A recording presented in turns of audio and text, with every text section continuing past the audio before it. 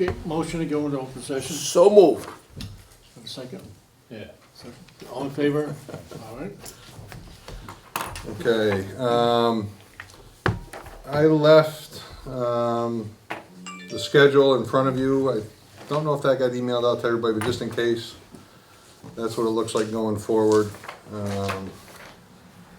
Any questions on that?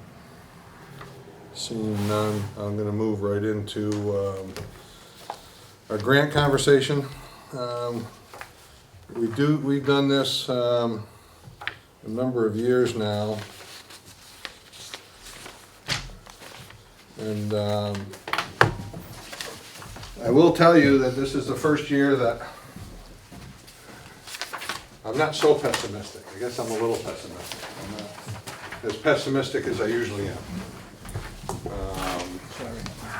Are you going this way? Did I give you enough of them? Yep. Yeah. I think. Why are you less pessimistic? Well, this is the first year, if you look at the first line, Title I, that I'm actually forecasting a growth in our allocation. If you really just focus on the four right-hand columns, is the other stuff is kind of historical data that you can review. But the third column from the right, it's actually a positive $135,000. So we're looking to grow that revenue by $135,000. Some of that, if you look over to the inflationary growth, is going to get eaten up by salary and benefit increases. But we're still to the good $20,000 in Title I. I guess I should have started out. We review these grants. We won't get the final. Actually, when the title dollars, we don't get the final until next October. But we'll get a pretty good sense, April, May area of what our award will be for next year. But we look at all of these to get a sense of what the pressure we think is going to be pushed into the local budgets. And those of you that have been around this table the last 3 or 4 years, I've been pretty pessimistic in that area, to the tune of $600,000-800,000 in some cases. That being said, like I said, title we're feeling pretty good about. Title 2A, that's the Title I, I'm sorry, Title 2A, we're seeing a slight reduction there. Donna, you can correct me if I'm wrong, but we don't think that that's going to have to push into the local budgets. We're just going to adjust that Title II spending. Is that correct? My recollection of that? I think between the two, we are still okay. It looks like it's probably pretty steady, pretty even from this year. Although I would say that Title I and Title IIA are blended within our schools, so any reduction in Title IIA is not really totally separate from Title I. The funds are used together, so it's really looking more at the combination of the two as research. What is 2A? Basically professional development. It is technically professional development activities, but that can include salaries for our math coach or other positions that we have within the district. And also, like I said, the funds can be blended with Title I, so then they sort of lose their individual character. They become one, which is called a school-wide program for all of our schools because they have a certain level of free and reduced lunch. So then, and if you look at the two of them together, there's a net of 104 grand. 100,000. 104. 135 minus 92. You know? Oh, you're over there. Yeah, on the reduction, or I mean, it'll be, so there'll be an increase of about 45,000. But that has to cover salary or contractual increases. Right. So there really won't be Right. anything left over at the end. Right. And we may have to cut a staff person there to. I don't think so. I think we're still safe, because a A lot of it is activities that we do within the schools, Mhm, like okay. professional development and, some of the things. So there'd be a little are less to spend on those things optional. then? Yes, but the salaries, as Rick was saying, it does now have to include retirement funding, which is 12.84%. So that increase, as well as their benefits, which will be going up too. So it does, with a set amount of money, as this indicates, it does mean still an overall reduction when you consider all the increases Right. that we have to take. The 12%, was it state retirement and social security together? That's just your SVSU's obligation to fill the state teachers' retirement pension deficit. I thought it was like $1,000 a person. That's new, those are new hires into the district, and on top of those, for grant money, because they think, or the theory was, well, if we take it out of grant, really the feds are paying for it. They never thought that they were taking it away from you guys. But Programs. they're taking 12.8, and that may go up next year too, but they're taking 12.83 or 7 or some stupid number right off the top. For every dollar you spend in salaries, they take that off the top to help fill that hole. They think that, and actually, the feds are paying it, but it affects your program. Program.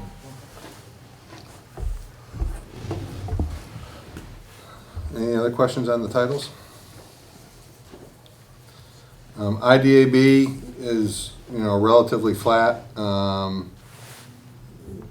Wendy is, she was hoping to be here, but she had another commitment that she couldn't get out of.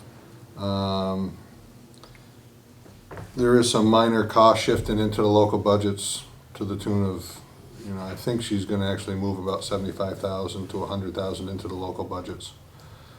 She talked to, I lose track of which boards we're at. Might have been the SVSU board. Yeah, it was. Actually, I think Dick asked the question. We're gonna try to get IDAB back to the point where we have that capacity in that fund, so when that child moves in on December 1st that, needs a one-on-one and everything else, that we've got the capacity to go to there instead of hit the local budgets, and then we'll have to time to budget it into the locals the following year. But that's a good story. The one that we are most pessimistic about, I guess, is our Medicaid grant. That's actually that's a grant we earn through documentation. Again, Wendy's not here, but Donna, and then maybe I'll throw Kate on the hot seat if I get too far into trouble. But through special ed services we deliver to Medicaid eligible students, we generate money through this grant that comes back into the district to help us fund largely our preschool population. There's some other things that gets funded in the special ed department, but the majority of it goes to the pre-K program.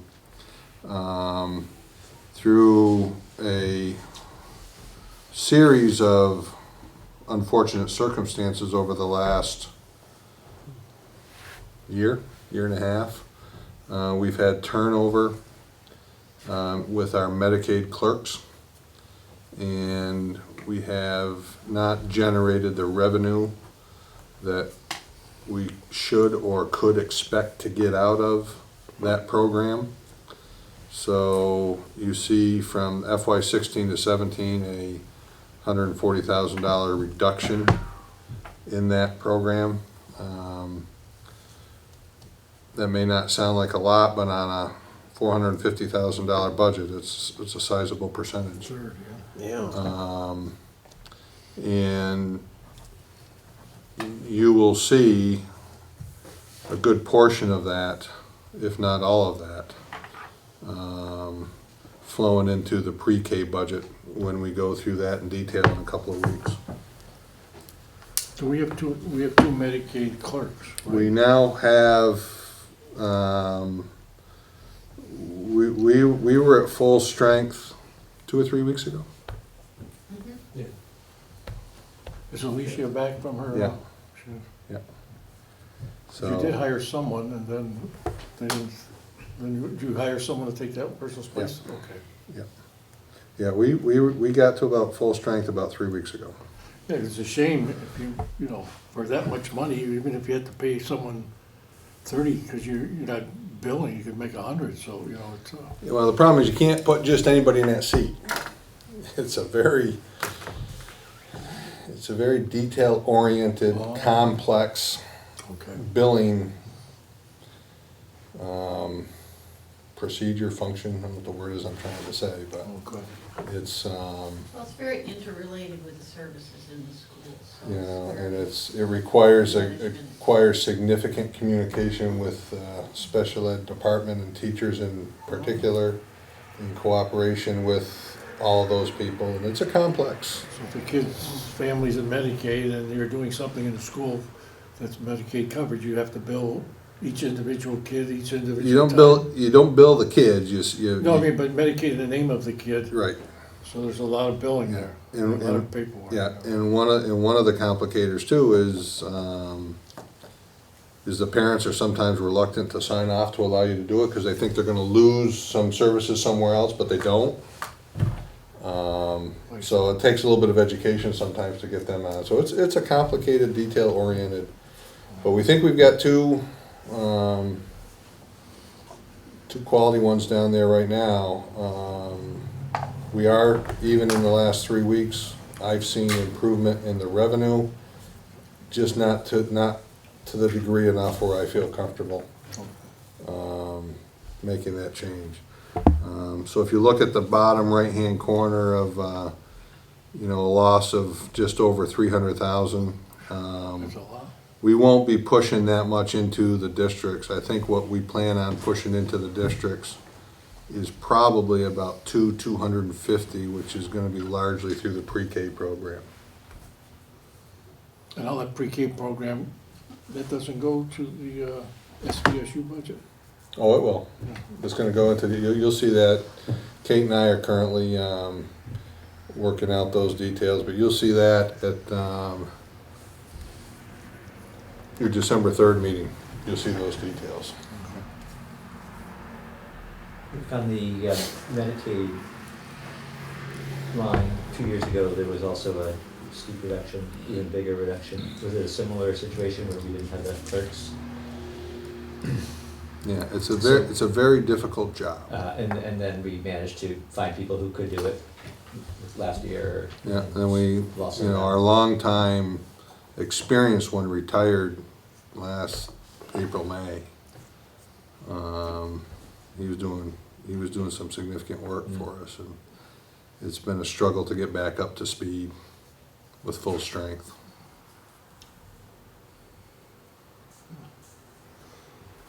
So the difference between the 320 that's in the bottom right and the 250 that you think you'll send on is, that's like professional development money that we Right. won't spend. Yeah.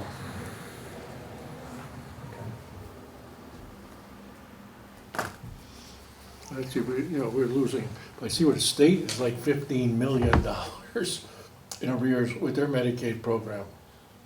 Yeah, I mean, again, maybe I'm optimistic or whatever, but I know that doesn't look like a good number, but I feel a lot better than I did a year ago, and I feel a lot better than I did 2 months ago, thinking what I was gonna walk into. Again, it's still $300,000, but, last couple of years, we were talking 600, 650, 800,000 bucks. So, it may not look it, but we're in better shape than we were last year.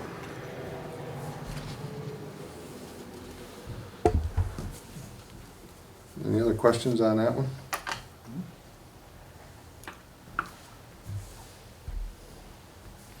And we'll be out of here by 6:30, George.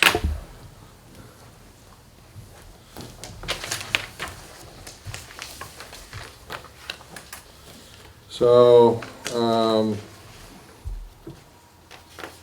my budget.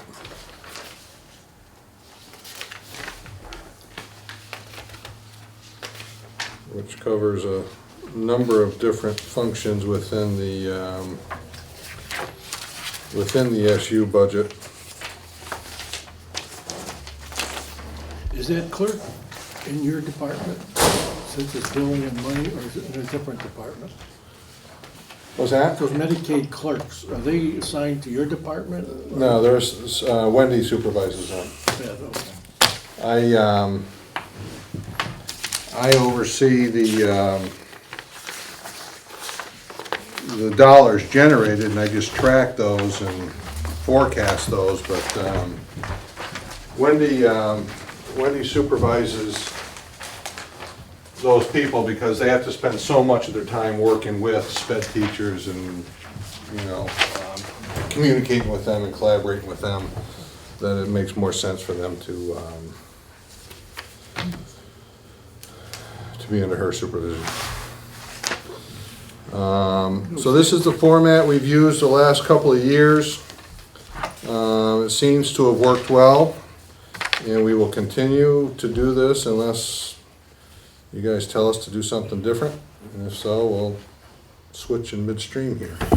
But one is a narrative description of what's happening in the numerical spreadsheet that you have. The numerical spreadsheet, there's two sides to that, so please be aware of that.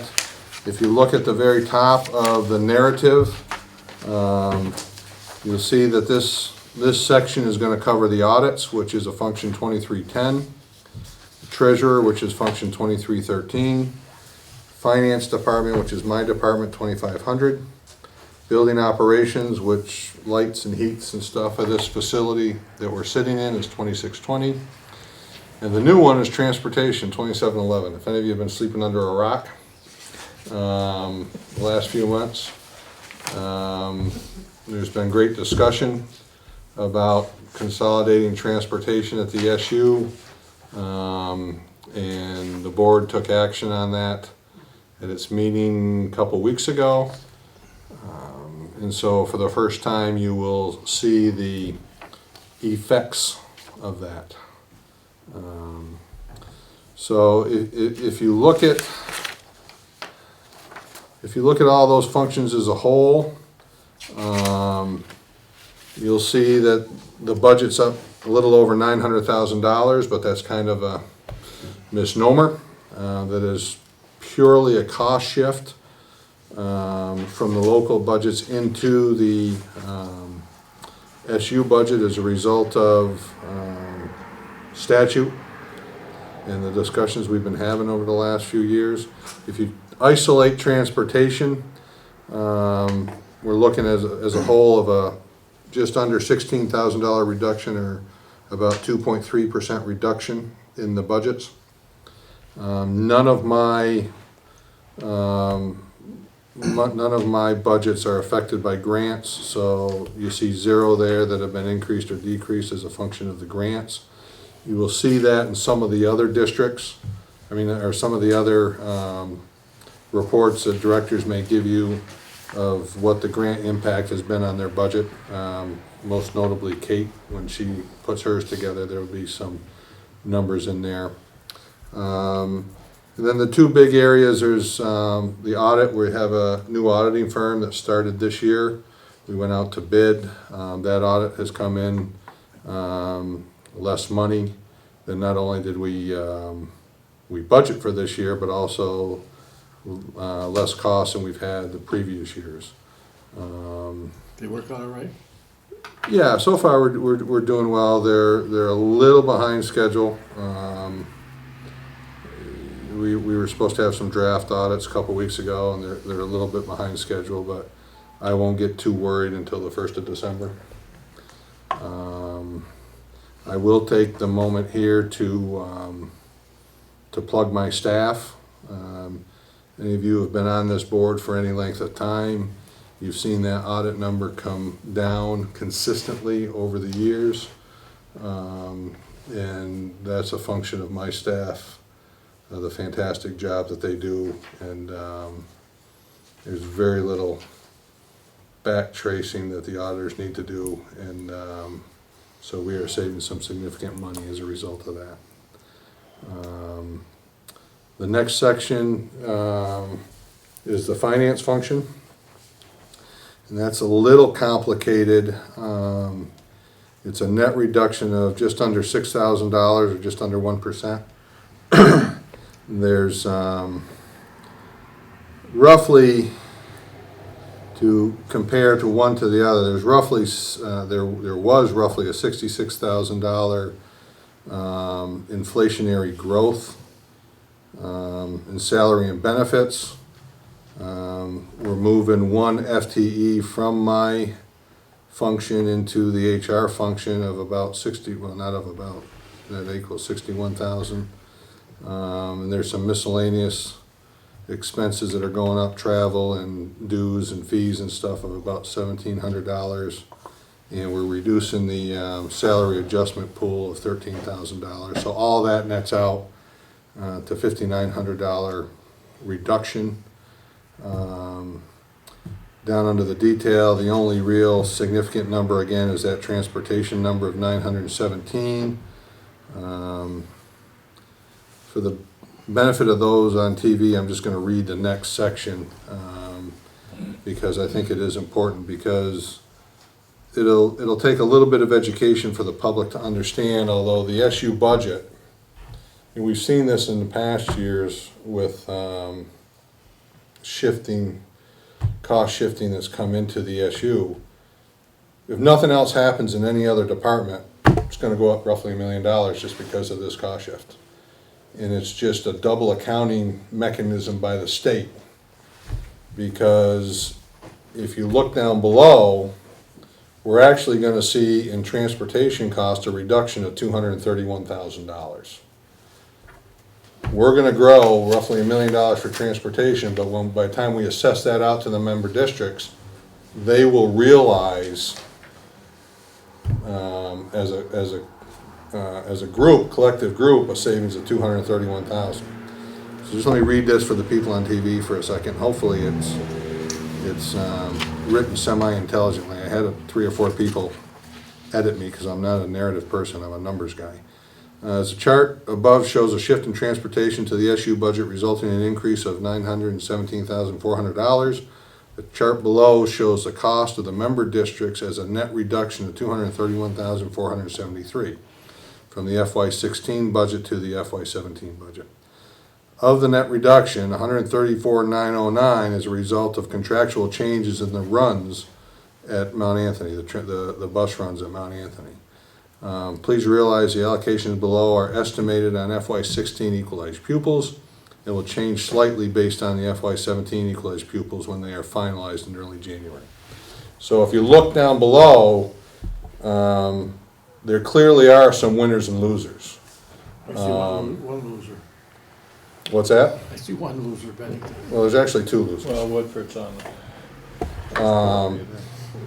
You know, Bennington actually is really not a loser. They're just not experiencing the savings in revenue. An increase of 4% on your transportation is not out of line. And as you so eloquently speak to a number of times, Ken, you're going to see 68% of that $148,000 savings that MAU is going to experience. What, did they cut some runs out, MAU, to save that much money? Well, what we did was we negotiated with Dufour to consolidate some runs into the base contract, which saved us that money. Pownell's gonna save quite a bit too. Well, that savings is a result of them giving up their busing and coming into the contract. They would have spent $166,000. Yeah. Really? Yeah. On 3 buses. 4. 4. And Woodford, That's a result of accounting for all the things that nobody had to account for before. well, I don't know if this is gonna, I don't know if this is gonna make you feel any better, but Woodford has been riding the Mount Anthony buses for free for 20 some odd years. We know that, yeah, And, Cooperation. yeah. and and if anybody chose to read the directive from the Secretary of Education, within there is the requirement that we allocate these transportation expenses per, I think it's Title 16, VSA 301, which basically says we gotta do it per pupil, which is our equalized pupil formula. I think we were prepared for that. So, all in all, I think most everybody should be fairly pleased with that. So you're saying when this goes on the ballot, the SVSU budget goes up to this 901,000, yet we're still gonna keep them as an expenses on our local budgets as well, so that's the double what Well, you talk about? well, what you're gonna see is in your local budget, you're seeing a contracted transportation of $240,000 in BSD. It was just below or just above. I think it's just below because of where the accounting structure is. Next year, you're gonna see 240 for this year. Next year, you're gonna see 0. Just below that, you're gonna see assessment transportation, SVSU, 0 for this year, 250,000 for next year. So it's gonna look like it's a 100% increase. But the SU budget is gonna go from, what are we at, 15 million? It's gonna go from 15 million to 16 million, but it's just a pass-through. It happened with the audit as well. Do you remember when we did it with the audit? When they forced us to bring the Yeah. audit into the SU? Well, the SU has a lot of busing too, with all the special needs youngsters and The everything. special needs aren't in here. That's, all in Wendy, no, they're not in this That's what number. I'm saying, they have a lot too, they have their own budget. Wendy will go over that with her special ed budget. Because last year it went up like 250,000, just the busing. How come in the, up here, it says here they're gonna transfer one of your individuals to HR? Why is that? Jim or I could- Ed would have to When it was speak to that. restructuring, we in HR, I have one person who runs payroll for the entire SU. She has not been on vacation for 2 years, payroll numbers continue to grow, and there are some issues in the background that may disable her for a period of time. So, nobody else that could run the payroll. I talked to Rick and Jim, and Jim decided he was gonna restructure and move one of those FTEs from fiscal over to HR. That's strange, because when our former HR person was here, with an exit interview, She recommended two. she recommended, no offense, but she recommended that the two that are in there now basically be co-managers, and with the other help that they had, they would be fine, that they wouldn't need any more help at all. I don't know what she was looking at. But I don't know if these two gentlemen were here or not when Joy did that exit, but she said that was her recommendation, is to just leave it with the two that were in there and not hire anybody, and she felt they could do the job. Is this an actual change in They're adding a function, or is body. it just a shift in who, in what The position person who reports? moved over was partially a payroll clerk and an accounts payable clerk / payroll clerk. Uh-huh. So we brought her all the way over. She's gonna come over to HR as a payroll clerk. Is that gonna have a big Well, who wants impact to- on yours? Huh? If you lose a person, does that have a big impact on yours? I believe it'll have a significant impact on my function of my department. It has to be accounts payable or accounts receivable, right? A person, something like that? Well, I mean, it's, Payable, I'm sorry. it's accounts payable, and if you were consolidated, I would give that one up and I'd give another one up.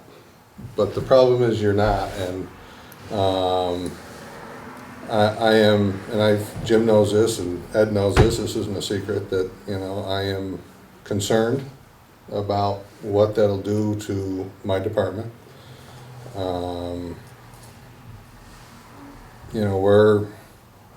We're in a era where we're asked to do more and more Yeah, finance. every day. We're going into this Act 46. You're taking capacity away from my department to do initial analysis and research. But the thing that bothers me the most is the limitation of the checks and balances and the internal controls that, you know, by having that one less person, I'm losing checks and balances of how transactions are taken and how cash is recorded and how cash is spent, and we're working through it. We'll try to figure it out. Well, maybe you should try and keep that in a budget and see what happens. I'd be more than happy to put that back in my budget if you're willing to support it. No, well, yeah, we'll see of the whole SVU budget, see Let's what, look at the total Yeah, and see if what that's it looks like. something that's possible. If it's that important, we ought to look at the bottom line. Well, I mean, I Because I look at Burlington, which I know is much larger than ours, but they're suffering through a $4 million deficit because of poor financial management. And, you know, Arlington, you had to go up there and help them, and, you know, it drew away from some of your time. Your people had to get some overtime because, you know, we have such a quality staff and a group that works together. And you were up there for a couple of years helping Arlington out, and they're straightened out now, and they're doing a good job. And, you know, I'd hate to see that team broken up. yeah, And like you say, checks and balances, that could affect us. you know, I can't stress, I said it earlier, I've got a fantastic staff and they do a great job. And, you know, Ken, Dick was on the board, I guess you two were the only two on the board, I think, when I was hired, and, Well, I think You we know, should the- keep it in mind. the condition of the books at that point in time compared to what they are today are night and day. Well, I remember that gentleman who keeps coming from our old auditing firm. He never had any deficit at all. Everything was just, I mean, Actually, it took 2 or 3 years, but in the last couple now, everything is A1. We had no deficits and everything runs perfect. So and, I hate to give up and have a mistake somewhere or several and then cost us, you know, fines, federal, assigning wrong numbers, not paying out of the correct accounts or something, so. Like George said, probably if you just. it's the internal controls that bother me the most. Because when I lose a person, that means I have to collapse those separation of duties. So I'm at risk of, not that I don't trust any of my staff, they're fantastic, I trust them all. But, you know, the auditor in me tells me I have to assume the worst. And everything is suspicious to me, and, my staff knows that, they know how I think, they know how I act, but, Why did you propose that, I guess is my, I didn't. That was a request of Ed's, and Jim made that change. it's a request of Ed's to get the additional staff that Right. he needs, but, I'm just wondering why it has to come out of yours. Why couldn't it be just a new hire? well, I'm just wondering why there isn't a replacement person going back onto your Yeah. staff. Why couldn't that have been a request for a new hire? It could have been, Jim felt that we have the resources in the building to do, I guess I really can't speak for Jim, but we have the resources in the building to cover the work. And he felt that there was some room to move some people around. And just, I know you've already explained this, so sorry, but part of the work that the person is going to be doing in the new position was, he or she was doing previously? She was doing part, some of it for, Should be fiscal unlocked. Do you- Any sense of what percentage of the time was? She was probably 3/4 mine, a quarter payroll. Okay. She was doing one payroll, 1/4? one of 7. Okay. One or 7 districts. And as the, the American Why does he need Affordable 4? Care Act and other things come along, there's more reporting we have to do for the federal government, there's fines involved if we don't get those done. Yeah. If we miss a payroll, it's $50,000 fine, bang. So we can't afford to run, I would say we can't afford to run that race. And we can't really destroy morale of the organization if we miss a payroll, people don't get their checks on time. Well, it strikes me that you've got additional work just trying to feed the Act 46 Study Committee with information. I would anticipate we'll have significant work. And that's gotta be done right too. We're not looking at a huge salary there, I don't think. Ed, how did we do it before? Well, the same way they have. I'm saying, before you got here. You know, it was, I don't know for sure. I think Joy was only here for a short period of time, and I think it was over fiscal until 3 or 4 years ago, right? There was significant cross-training. When it was under my purview, we had 3 or 4 people cross-trained so that if anybody had any leave or was out for any extended period of time, we had people that could cover that. My understanding is, last couple of years, that cross-training has diminished, and I can't speak to why it hasn't been maintained.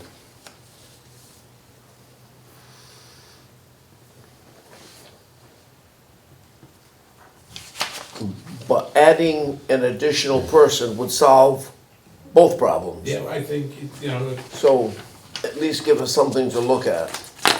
I'll be more than happy to add my person back in, or a person back in. Yeah, Yeah, just see what effect it has. Let's see on what the it total does. budget. yeah. I think there's, you know, risks on either way that we do it, so an extra body would probably be the less risky way of doing this. okay, let's move Jim on. will have something to say about it, cause he's always on, do we need to add or subtract, but it seems like a critical time period to lose a person like that. Well, especially now with just finishing up the budgets Yeah. and going into audits, finishing up and stuff like that. That's time consuming. And we think it ends, but then in June, all the ordering comes in for all the supplies and stuff for the schools, so it's practically a never ending, like Superman, never ending story. So if that's the general consensus of these 4, I'll add it back into mine. I'd be in favor. Yeah, I mean, To if look it's- at it, yeah, I do. If it's something that, Yeah, when the other doesn't mean board you can't- members are I here. presume that Jim's gonna come to one of these meetings and he can Next share what his thinking was. The superintendent, Jim, we got too many Yeah. Jims floating around these Yeah, days. Yeah. they're all welcome, but yeah, it was the superintendent, just so Yeah. we can hear whatever. I think he his- planned on being here until Shasberry scheduled their meeting with Arlington. Yeah. But I'm saying at this preliminary report, let's Oh, put you it can in always- and then let's go from They can there. always pull it out later. Yeah, Cause I'm sure. that makes sense. Big Jim sent out I don't know, do you get from Jim, from O'Connor, from Pownell, do you get an email? Occasionally. What about our number 1 in, per pupils, I guess, in the United States Ratio. teachers? Didn't get that one. You gotta take that I'm sure. computer away from him. So that's, I think at the next meeting too, we're gonna talk more about HR Yeah. and that, Yeah, Yeah. I think this shift is kind of in an evaluative place right now. And Oh, we're yeah. looking at a balance of staff and Right. duties and how to most equitably complete the work that needs to be done. We did move payroll into HR, that used to be a contracted service, so that was really an Yeah, additional that's right. task that was moved into HR department, and there's a person now that's almost fully doing that, so that was really put a pressure on that department, so. yeah, but that position was created to do that, though. It wasn't, that wasn't, There that were wasn't, always 2 people there. yeah, there's now 4. 4. But that payroll position was created when we got rid of the contracted service. Well, that could be debated, but I do think that we're looking at the different structure of how things could be done with the work that HR is doing that really, you know, cross-trains with some of the functions Yeah, of we got finance. there.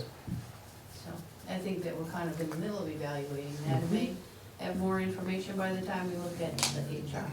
Makes sense. Okay, Is that it for tonight? that's That's it? all I had, unless you have questions. Well, we did talk about the treasurer line, I just noticed that it was budgeted quite a bit higher than the current Oh, treasurer's salary. yeah, well, yes, I'm sorry. If you, where am I? If you look at that, at the suggestion of the auditors, which we've kind of known for the last few years, that all of theirs should be salary, and we eliminated or we drastically reduced the supply line. And we're going to a 100% salary with a strict reimbursement for supplies. So if they need to go buy a ream of paper, they'll bring us in the receipt, we'll reimburse them for the receipt. In the past, we just gave them a Stipend, sure. pure supply stipend, and Got it. IRS kind of frowned at it, but They didn't really hit us with it, but the auditor said, listen, you can't do this. Not a good practice. So that's gonna be all treasurer's gonna do? Yeah, yeah. So it's a shift, really, from, Yeah, if you look at the bottom line, it's a, 3.5% increase in that function. 800, and that even sounds high, it's a $900 increase in the function. thank you. My pleasure. Any questions from the lady? I think Kate was just trying to get a sense of how this works. Don't get discouraged. Everybody, yeah, Kate. everyone knows Kate. She can't get any more discouraged than I've already gotten her. All right. Okay, wind it up. All right. No more questions? We have motion to adjourn then? So moved. Second. Second, all in favor? All right. Okay, now. Thank you all. Are you ready for some football?